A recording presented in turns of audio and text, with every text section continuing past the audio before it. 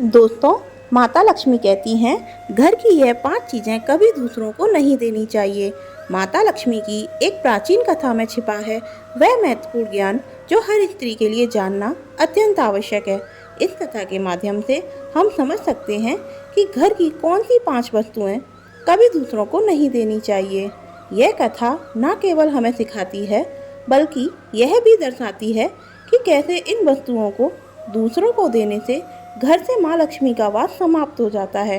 तो आइए हम इस कथा को विस्तार से सुनते हैं ताकि हम सभी इसे समझ सकें और अपने जीवन में इन सीखों का पालन कर सकें। जो भी इस कथा को पूरी श्रद्धा से सुनता है, माँ लक्ष्मी उसकी झोली को खुशियों से भर देती हैं। प्राचीन समय की बात है जब मध्य प्रदेश में एक अत्यंत समृद्ध और शोभायमान नगरी थी। इस नगरी में चारों ओर सुख समृद्धि का वास था और यहाँ के निवासी सुखी और समृद्ध जीवन व्यतीत कर रहे थे। इस नगरी में सुलोचना नाम की एक स्त्री निवास करती थी। सुलोचना अपने पति और सास ससुर के साथ एक बड़े सुसज्जित घर में रहती थी। उसका पति एक वैश्य था जो अपनी मेहनत और ईमानदारी से अपने परिवार का पालन पोषण करता था। उसकी अनाज की दुकान नगरी में प्रसिद्ध थी, जहाँ लोग अपनी ज़रूरतों की चीज़ें खरीदने के लिए आते थे। उसके पति की कड़ी मेहनत और ईमानदारी के कारण उसकी दुकान खूब चलती थी। सुलोचना एक पतिव्रता नारी थी जो अपने पति और परिवार के प्रति अत्यंत समर्पित थी। उसके हृदय में धर्म और सत्य के प्रति गहरी आस्था थी और वह अपने कर्तव्यों का पालन पूरी निष्ठा के साथ करती थी। सुलोचना का स्वभाव अत्यंत दयालु था और वह सदैव दूसरों की सहायता के लिए तत्पर रहती थी। उसका दिन सूर्योदय के पहले ही प्रारंभ हो जाता था। सुलोचना सुबह जल्दी उठकर सबसे पहले अपने घर के आंगन को स्वच्छ करती थी। वह रोज आंगन में रंग बिरंगी रंगोली बनाती थी, जिससे पूरा घर एक दिव्य आभा से भर जाता था। इसके बाद वह पूरे घर की सफाई करती और फिर स्नान करके भगवान की पूजा अर्चना में लीन हो जाती थी। सुलोचना का विश्वास था कि पूजा के बिना कोई भी दिन शुभ नहीं होता, इसलिए वह प्रतिदिन तुलसी के पौधों को जल चढ़ाती और देवी देवताओं की आराधना करती। उसके पूजा स्थल पर सजीव का आवास होता था, जहाँ दीपक की ज्योति और धूप की सुगंध चारों ओर फैल जाती थी। सुलोचना के यह धार्मिक और कर्तव्य परायण गुण उसे अन्य महिलाओं से अलग बनाते थे। उसकी सास ससुर और पति उससे अत्यंत प्रसन्न रहते थे, क्योंकि सुलोचना न केवल गृह कार्य में निपुण थी बल्कि वह सभी का ध्यान भी बड़े प्रेम और सम्मान के साथ रखती थी। सुलोचना के बारे में नगर के लोग कहते थे, यह स्त्री साक्षात माँ लक्ष्मी का रूप है। वह अपने परिवार का कितना अच्छा ध्यान रखती है और दूसरों की सहायता में सदैव तत्पर रहती है। सुलोचना दान पुण्य करने में भी कभी पीछे नहीं रहती थी। उसके दरवाजे से कोई भी याचक खाली हाथ नहीं लौटता था। सुलोचना का मानना था कि दूसरों की सहायता करने से ही सच्ची खुशी मिलती है।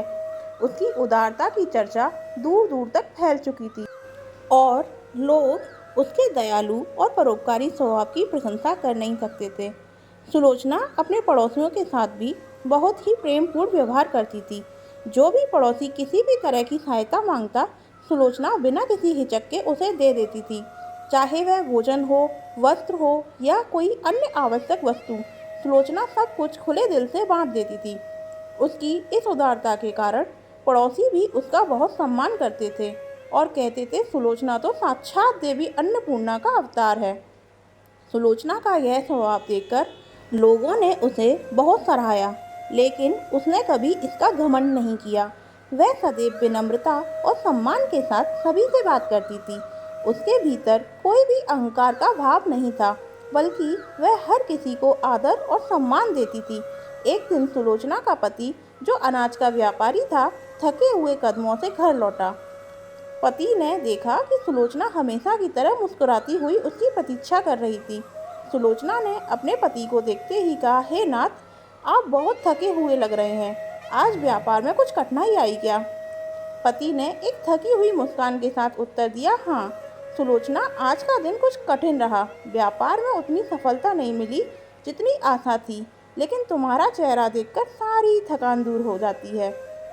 सुलोचना ने प्यार से कहा, आप चिंता ना करें, सब कुछ ठीक हो जाएगा। भगवान पर भरोसा रखें। चलिए मैं आपके लिए भोजन लगाती हूँ। पति ने अपने मन की चिंता को छुपाते हुए कहा, सुलोचना, तुम हमेशा मुझे सहारा देती हो। तुम्हारे बिना मैं कुछ भी नहीं हूँ। तुम्हारी सेवा, तुम्हारा समर्पण ही मुझे हर दिन आगे बढ़ने की शक्ति देता है। सुलोचना ने अपने पति की बात सुनकर मुस्कुराते हुए कहा, हे नाथ, मेरा यह धर्म है। मैं आपसे बहुत प्रेम करती हूँ और आपकी सेवा करना ही मेरे जीवन का उद्देश्य है। आप ही मेरे लिए सब कुछ हैं। फिर एक दिन दोपहर के समय सुलोचना रसोई में काम कर रही थी। तभी उसकी पड़ोसन पहले बासंती, जो उसकी अच्छी मित्र भी थी, उसके घर आई। बासंती का चेहरा चिंतित और थका हुआ लग रहा था। सुलोचना ने तुरंत उसे अंदर बुलाया और कहा, आओ बासंती बहन, आज कैसी हो? तुम्हारे चेहरे पर चिंता की रेखाएं क्यों हैं? कुछ परेशानी है क्या? बासंती ने थोड़ा संकोच करते हुए कहा, सुलोचना बहन, आज मेरे घर पर अचानक बहुत सारे मेहमान आ गए हैं। मुझे जल्दी जल्दी रोटियां बनानी है, लेकिन मेरे पास चकला बेलन और तवा नहीं है। क्या तुम मुझे थोड़ी देर के लिए यह चीज़ें दे सकती हो? मैं काम खत्म होते ही लौटा दूंगी। सुलोचना ने उसकी चिंता भांपते हुए प्रेम से कहा, बासंती बहन, इसमें चिंता की क्या बात है? तुमने इतनी छोटी सी बात के लिए संकोच क्यों किया? यह लो, मैं अभी तुम्हारे लिए चकला बेलन और तवा लाती हूँ। तुम्हें देर हो रही है तो जल्दी से काम पूरा करो। फिर सुलोचना रसोई के अंदर जाती है और तवा, चकला बेलन लेकर लौट कर आती है और उस पड़ोसन को दे देती है। वासंती की आंखों में आभार के आंसू छलक आए और उसने कहा, सुलोचना, तुम हमेशा मेरी मदद करती हो। सच कहूँ तो तुम्हारे बिना मैं क्या करती?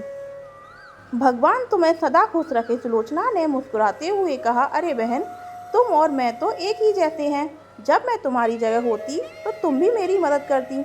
अब तुम चिंता मत करो और जाकर जल्दी से अपना काम खत्म करो।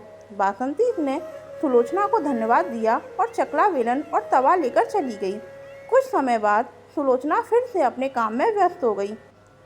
तभी उसकी दूसरी पड़ोसन कमला आई। कमला का चेहरा उतरा हुआ और थका हुआ मांधा था। सुलोचना ने उसे भी अंदर बुलाया और पूछा, कमला बहन, क्या हुआ? तुम इतनी परेशान क्यों दिख रही हो? अगर कोई परेशानी है तो मुझे बताओ, मैं जो कर सकती हूँ जरूर करूँगी। कमला ने आंखों में आंसू भरते हुए कहा, सुलोचना, मैं बहुत परेशान हूँ। मेरे घर में बहुत गंदगी हो गई है और मेरे पास झाड़ू भी नहीं है। मैंने अपनी पुरानी झाड़ू फेंक दी थी, सोचकर कि नई ले आऊँगी, पर अब कोई नई झाड़ू नहीं मिल रही है। घर गंदा हो रहा है और मुझे समझ में नहीं आ रहा है कि क्या करूँ। सुलोचना ने उसकी तकलीफ को समझते हुए कहा, कमला बहन, तुम इस छोटी सी बात के लिए इतनी परेशान क्यों हो रही हो? यह लो, मैं तुम्हें अपनी झाड़ू दे देती हूँ। तुम इसे ले जाओ और घर साफ कर लो। सफाई करना बहुत ज़रूरी है। फिर सुलोचना घर के अंदर चली गई और उसने अपने घर की झाड़ू लाकर कमला को दे दी। कमला ने अपने आंसू पोंछे और कहा, सुलोचना, मैं क्या कहूँ, तुम मेरे लिए भगवान के भेजे किसी दूत से कम नहीं हो। तुम्हारी यह झाड़ू मेरे लिए बहुत मददगार साबित होगी। मैं जल्दी से घर साफ करके तुम्हें लौटा दूंगी। सुलोचना ने उसे सांत्वना देते हुए कहा, कमला, इसमें कोई हर्ज नहीं है। जब तुम्हारा काम खत्म हो जाए तब तुम झाड़ू लौटा देना। तुम्हारा घर साफ सुथरा होना चाहिए ताकि तुम शांति से रह सको। कमला ने सुलोचना को धन्यवाद कहा और झाड़ू लेकर चली गई। फिर शाम होने को थी जब सुलोचना ने दरवाजे पर दस्तक सुनी। दरवाज़ा खोलते ही उसने अपनी तीसरी पड़ोसन रुक्मणी को देखा। रुक्मणी का चेहरा उदास और चिंता में डूबा हुआ था। सुलोचना ने उसे अंदर बुलाकर बैठाया और कहा, रुक्मणी बहन, आज तुम्हारा चेहरा इतना उदास क्यों है? अगर कुछ समस्या है तो मुझे बताओ, मैं जो काम कर सकती हूँ जरूर करूँगी। रुक्मणी ने थकी हुई आवाज़ में कहा, सुलोचना बहन, मेरी बेटी को देखने के लिए आज लड़के वाले आ रहे हैं, पर मेरी चिंता का कारण यह है कि मेरे पास उसे पहनाने के लिए अच्छे कपड़े और गहने नहीं हैं। हमारे पास जो भी थोड़ा बहुत था वह सब बीमारियों में खर्च हो गया। अब मैं क्या करूं, यह समझ में नहीं आ रहा है। अगर तुम कुछ मदद कर सको तो मेरी बेटी के लिए कुछ गहने और एक साड़ी उधार में दे दो। मैं वादा करती हूँ काम खत्म होते ही सब लौटा दूंगी। सुलोचना ने रुक्मणी की तकलीफ समझी और उसकी आंखों में आंसू देखे। उसने अपने मन में सोचा, कितनी मजबूर है यह, अपनी बेटी के लिए कुछ भी नहीं कर पा रही। फिर उसने प्रेम से कहा, रुक्मणी बहन, चिंता मत करो, तुम्हारी बेटी मेरी छोटी बहन जैसी है, मैं उसे कैसे बिना साज सज्जा के छोड़ सकती हूँ। यह लो, मैं तुम्हें मेरी सबसे अच्छी साड़ी और गहने देती हूँ। इन्हें पहनकर वह किसी राजकुमारी से कम नहीं लगेगी। रुक्मणी की आंखों में कृतज्ञता के आंसू छलक पड़े। उसने कहा, सुलोचना, तुमने मेरी बहुत बड़ी चिंता दूर कर दी। मैं कभी नहीं भूलूंगी कि तुमने मेरे लिए क्या किया है। भगवान तुम्हें सदा सुखी रखे। सुलोचना घर के अंदर गई और साड़ी और गहने लेकर लौट आई और फिर उसने वह गहने और साड़ी उस पड़ोसन को दे दिए। सुलोचना ने उसे साड़ी और गहने देते हुए कहा, तुम्हारी बेटी का जीवन बसने वाला है, यह बहुत खुशी की बात है। अब तुम जल्दी से तैयारियां करो, इस बात की चिंता मत करो। जब तुम्हारा काम खत्म हो जाए तो सब लौटा देना। रुक्मणी ने सुलोचना को गले लगाकर धन्यवाद कहा और साड़ी और गहने लेकर चली गई। फिर जैसे ही रात होने को आई, सुलोचना ने दरवाजे पर एक और दस्तक सुनी। जब उसने दरवाज़ा खोला तो सामने उसकी चौथी पड़ोसन गौरी खड़ी थी।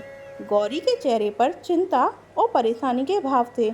सुलोचना ने उसे अंदर बुलाया और पूछा, हे गौरी बहन, आज तुम्हारे चेहरे पर इतनी चिंता क्यों है? अगर परेशानी है तो मुझे बताओ, मैं जो कर सकती हूँ अवश्य करूँगी। गौरी ने दुखी स्वर में कहा, सुलोचना बहन, आज मेरे घर में बहुत परेशानी है। मेरा बच्चा बहुत भूखा है और मेरे पास उसे पिलाने के लिए दूध नहीं है। मैं नहीं जानती कि अब क्या करूं। तुम हमेशा दूसरों की मदद करती हो, इसलिए मैं तुम्हारे पास आई हूं। क्या तुम्हारे पास थोड़ा दूध हो सकता है जिसे मैं अपने बच्चों को पिला सकूं? सुलोचना ने गौरी की हालत देखी और उसका दिल भर आया। उसने तुरंत कहा, गौरी बहन, इसमें कौन सी बड़ी बात है? तुमने मुझसे पहले क्यों नहीं कहा? यह लो, मैं तुम्हें अभी थोड़ा दूध दे देती हूँ। तुम्हारे बच्चे की भूख सबसे महत्वपूर्ण है। फिर सुलोचना अंदर गई और थोड़ा सा दूध लेकर आ गई और उसने उस पड़ोसन को वह दूध दे दिया। गौरी की आंखों में आंसू छलक आए। उसने कहा, सुलोचना बहन, तुम नहीं जानती तुमने मेरे लिए कितना बड़ा काम किया है। भगवान तुम्हें और तुम्हारे परिवार को हमेशा खुश रखे। मैं तुम्हारा यह एहसान कभी नहीं भूलूंगी। सुलोचना ने गौरी को दूध देते हुए कहा, तुम मेरी बहन जैसी हो। तुम्हारे बच्चे का पेट भरना मेरे लिए सबसे ज़रूरी है। अब जल्दी से जाओ और अपने बच्चे को दूध पिलाओ। गौरी ने सुलोचना को धन्यवाद कहा और दूध लेकर चली गई। इस प्रकार से सुलोचना अपने सभी पड़ोसियों की मदद कर देती है और प्रसन्न होकर घर का काम करने में लग जाती है। फिर शाम होते ही उसका पति घर पर लौट आता है। सुलोचना अपने पति को प्रणाम करती है और उसकी खूब सेवा करती है। रात को दोनों पति पत्नी आनंद से सो जाते हैं। फिर दूसरे दिन वे जागते हैं तो उन्हें एक बहुत ही बुरी खबर कानों पर पड़ती है। एक आदमी दौड़ते हुए सुलोचना के घर पर आता है और सुलोचना के पति से कहता है, हे भाई, कल रात को किसी ने आपकी दुकान लूट ली और सारा माल गायब है। सुलोचना का पति एकदम से घबरा जाता है और दौड़ते हुए अपने दुकान पर जाता है तो देखता है उसका सारा माल किसी ने लूट लिया है। वह देखता है उसके दुकान में रखा हुआ सारा धन भी चोरी हो चुका है। वह दुखी और निराश होकर घर पर लौटता है और सुलोचना को सारी बात बताता है, जिसे सुनकर सुलोचना बड़ी दुखी हो जाती है। सुलोचना कहती है, आप चिंता ना कीजिए, हमारे घर में अभी बहुत सारा धन रखा हुआ है जिससे आप फिर से व्यापार शुरू कर सकते हैं। फिर सुलोचना अपनी घर की तिजोरी में देखती है तो वह भी पूरी तरह खाली दिखाई देती है। उसके अंदर का भी सारा माल चोरी हो चुका है। यह देखकर सुलोचना अब बहुत दुखी हो जाती है। उसे समझ में नहीं आता कि यह कैसे हुआ। सुलोचना का पति उस पर बहुत क्रोधित हो जाता है और पूछता है, सुलोचना सच सच बताओ, हमारे घर के अंदर रखा हुआ सारा पैसा कहाँ गया? सुलोचना कहती है, मैं घर पर ही थी, सारा धन तिजोरी में ही था, किसने इसे चुरा लिया? पता नहीं।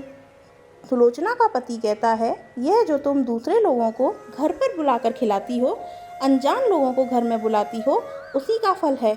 यह उन्हीं में से किसी ने हमारे घर का सारा पैसा चुरा लिया है। क्रोध में आकर सुलोचना का पति उसे भला बुरा कहता है। सुलोचना की सास भी उसे बहुत कोसती है और कहती है, हे बहू, तुम भी इन पड़ोसियों को घर की चीज़ें देती रहती हो, बिना कुछ सोचे किसी की भी मदद कर देती हो। उन्हीं में से किसी ने सारा पैसा चुरा लिया है। घर के सभी लोग सुलोचना को भला बुरा कहने लगे। फिर सुलोचना अपने पति को दिलासा देते हुए कहती है कि हे नाथ, मैंने मेरे कुछ गहने हमारी पड़ोसन को दिए हैं, मैं उसके पास से गहने लेकर वापस आती हूँ। फिर सुलोचना उस गरीब पड़ोसन के घर पर जाती है तो देखती है उसके घर पर कोई नहीं होता है। वह स्त्री भी घर छोड़कर सुलोचना के गहने लेकर भाग गई होती है। सुलोचना निराश होकर घर पर लौटती है और अपने पति को सारी बात बता देती है। सुलोचना की बात सुनकर उसका पति आग बबूला हो जाता है और सुलोचना को भला बुरा कहने लगता है। सुलोचना का पति कहता है, हे सुलोचना, तुम बड़ी मूर्ख हो, तुम्हारे ही कारण हमारा सारा धन वैभव चला गया है। तुम्हारे दान देने की आदत के कारण ही हमारे ऊपर यह मुसीबत आन पड़ी है। अब तू इस घर में नहीं रह सकती, तू अभी इसी क्षण इस घर को छोड़कर चली जा। सुलोचना कहती है, हे नाथ, आपके सिवा मेरा इस दुनिया में कोई नहीं है, मैं आपको छोड़कर कहाँ जाऊँ। सुलोचना का पति गुस्से में कहता है, तू कहीं भी जा, लेकिन अब इस घर में नहीं रह सकती, तेरे ही कारण मेरा सब कुछ बर्बाद हो गया।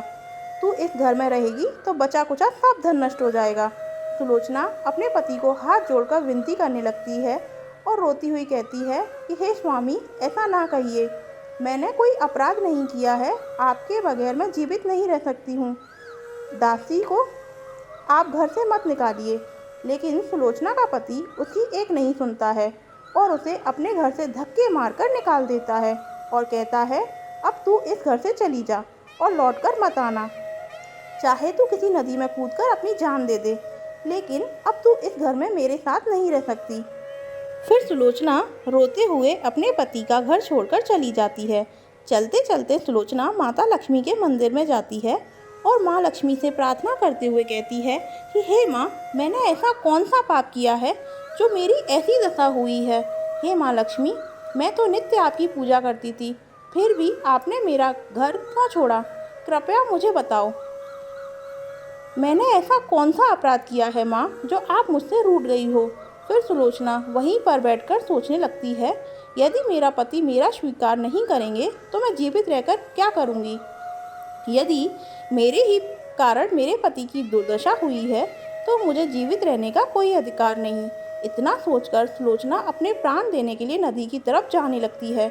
नदी के पास जाकर सुलोचना माता लक्ष्मी से प्रार्थना करती है कि हे माँ लक्ष्मी, अब मैं अपने प्राण देने जा रही हूँ। यदि मेरे द्वारा तुम्हारी पूजा में कोई कमी रह गई हो तो मुझे माफ़ करो। मैं अपने पति के बगैर जीवित नहीं रह सकती, इसलिए अब मैं इस नदी में कूदकर अपने प्राण दे दूंगी। इतना कहकर सुलोचना नदी में कूदने ही वाली होती है कि साक्षात माँ लक्ष्मी उस स्थान पर प्रकट हो जाती हैं।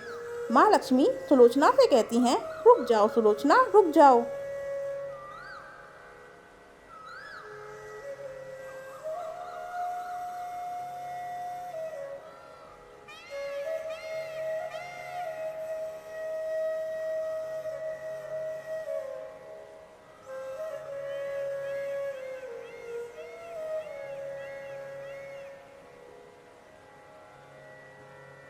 तुम यह क्या कर रही हो सुलोचना? सुलोचना आंखें खोलकर देखती है कि साक्षात माँ लक्ष्मी उसके सामने खड़ी हैं। माँ लक्ष्मी के दर्शन करके सुलोचना बहुत प्रसन्न हो जाती है और माँ को बारंबार नमस्कार करते हुए कहती है, हे माँ लक्ष्मी, मुझे क्षमा करो, मैं बहुत बड़ा पाप करने जा रही थी। देवी लक्ष्मी कहती हैं, सुलोचना, मनुष्य को स्वयं अपने प्राण नहीं लेने चाहिए, यह महापाप है। ईश्वर ने जो शरीर प्रदान किया है उसे ऐसे नष्ट नहीं करना चाहिए। सुलोचना कहती है, हे माँ, मैं विवश हूँ, मेरे पति ने मेरा त्याग किया है और स्त्री को अपने पति को छोड़कर नहीं रहना चाहिए। मैं अपने पति को छोड़कर जीवित नहीं रह सकती, इसी कारण से मैं अपने प्राण देने जा रही हूँ। देवी लक्ष्मी कहती है, हे सुलोचना, मैं सब कुछ जानती हूँ और यह भी जानती हूँ कि तुम्हारे पति ने तुम्हारा त्याग क्यों किया है। यह सब तुम्हारी ही भूल के कारण हुआ है। तुमने अनजाने में कुछ ऐसी चीज़ों का दान किया था जिस कारण से मुझे तुम्हारा घर छोड़कर जाना पड़ा। और जो भी स्त्री अपने घर की इन चीज़ों को दूसरों को दे देती है, उनके घर में मेरा वास नहीं होता है। मैं उन वस्तुओं के साथ ही उनका घर छोड़कर चली जाती हूँ। तब सुलोचना कहती है, हे माँ, ऐसी वह कौन सी वस्तुएं हैं, कृपया आप मुझे बताइए। मैंने कौन सी वस्तुओं का दान किया जिस कारण से आपने मेरे घर का त्याग किया। देवी लक्ष्मी कहती हैं, हे पुत्री, अब तुम ध्यान से सुनो। मैं तुम्हें उन चीज़ों के बारे में बताती हूँ जो किसी भी स्त्री को दूसरों को नहीं देनी चाहिए। इन चीज़ों का दान करने पर भी उस घर को छोड़कर मैं चली जाती हूँ। हे सुलोचना, सबसे पहली वस्तु है चकला, बेलन और तवा। किसी भी स्त्री को अपने घर का चकला, बेलन और तवा कभी दूसरों को नहीं देना चाहिए। रसोई घर में इन वस्तुओं का महत्व सबसे अधिक है। इन वस्तुओं की पवित्रता सदैव ही बनी रहनी चाहिए। इन्हीं वस्तुओं से भगवान विष्णु को प्रसाद बनाया जाता है और तवे पर बनी पहली रोटी भी गाय को खिलाई जाती है। इसलिए इन वस्तुओं को हमेशा स्वच्छ और शुद्ध रखना चाहिए। दूसरों को देने पर यह अपवित्र हो सकती हैं और फिर इनका उपयोग करना अशुभ फल प्रदान करता है। इसलिए सुलोचना, तुमने अपने रसोई घर के चकला, बेलन और तवा अपनी पड़ोसन को देकर पहली सबसे बड़ी भूल की। आगे माँ लक्ष्मी कहती हैं, हे सुलोचना, अब तुम दूसरी वस्तु के विषय में सुनो। तुमने अपनी पड़ोसन को अपने घर में रखी हुई झाड़ू ही दे दी। जिस वस्तु में मेरा सदैव वास होता है, जो वस्तु मुझे सबसे अधिक प्रिय है, तुमने उसे ही दूसरे को दे दिया। तो फिर मैं तुम्हारे घर में कैसे ठहरती? सुलोचना, जो स्त्री अपने घर की झाड़ू दूसरों को दे देती है, मैं उसके घर को त्याग देती हूँ। झाड़ू से घर की स्वच्छता की जाती है और जहाँ पर स्वच्छता होती है उसी स्थान पर मेरा वास होता है। ध्यान में रखना सुलोचना, घर में झाड़ू को हमेशा छिपा कर रखना चाहिए। झाड़ू पर बाहरी व्यक्ति की दृष्टि भी नहीं पड़नी चाहिए। झाड़ू एक अत्यंत पवित्र वस्तु है। इसे पैर नहीं लगाना चाहिए और इससे कभी विष्ठा आदि प्रकार की गंदगी साफ नहीं करनी चाहिए। माँ लक्ष्मी कहती हैं, हे सुलोचना, अब तुम तीसरी वस्तु के विषय में सुनो जो एक स्त्री को कभी दूसरों को नहीं देनी चाहिए। वह वस्तु है आभूषण। एक स्त्री को अपने आभूषण कभी किसी अन्य महिला को नहीं देने चाहिए। मैं सदैव ही आभूषणों में वास करती हूँ। स्त्री के 16 श्रृंगारों में गहनों का बहुत अधिक महत्व होता है। एक विवाहित स्त्री को अपने आभूषण कभी अन्य स्त्री को पहनने के लिए नहीं देने चाहिए। जो स्त्री अपने आभूषण अन्य स्त्रियों को दे देती है, उसके जीवन में दुर्भाग्य आता है। हे सुलोचना, अब मैं तुम्हें चौथी वस्तु के विषय में बताती हूँ। किसी भी मनुष्य को शाम के समय सफ़ेद रंग की वस्तुओं का दान नहीं करना चाहिए, किंतु तुमने शाम के समय दूध का दान किया था। शाम को दूध का दान करने से जीवन में दुर्भाग्य आता है और शाम को सफ़ेद रंग की चीज़ें दान करने से मनुष्य के जीवन में अशुभ काल आता है। माँ लक्ष्मी कहती हैं, हे सुलोचना, अब मैंने तुम्हें उन सभी वस्तुओं के बारे में बता दिया जिनका कभी दान नहीं करना चाहिए। यह वस्तुएं कभी दूसरों को उधार में नहीं देनी चाहिए।